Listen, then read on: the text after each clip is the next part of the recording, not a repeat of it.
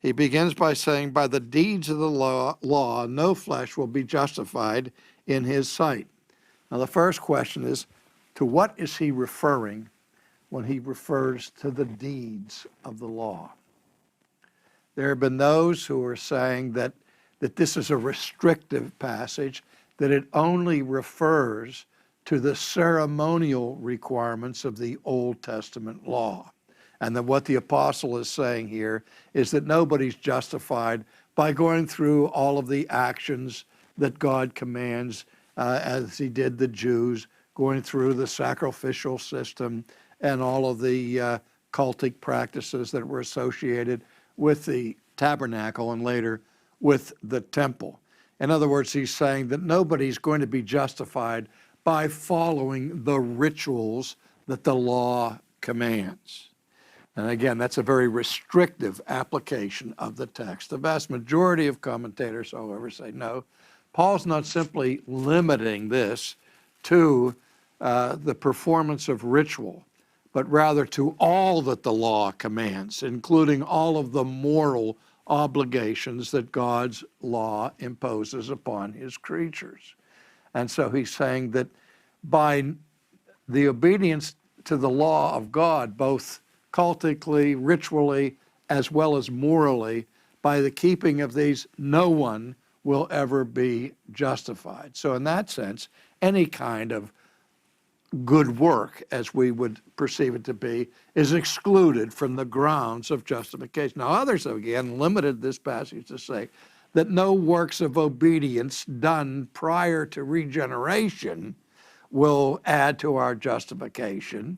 But then they say, but what we do after we're reborn will be the grounds of our justification. So again, works are brought back into the house here as the grounds for justification. And again, this is part of the dispute between Rome and Protestantism, because the Protestant view takes this to mean that no works ever done at any time are the grounds for our justification, even the works that are done after we're converted, or the works that were done after we receive grace.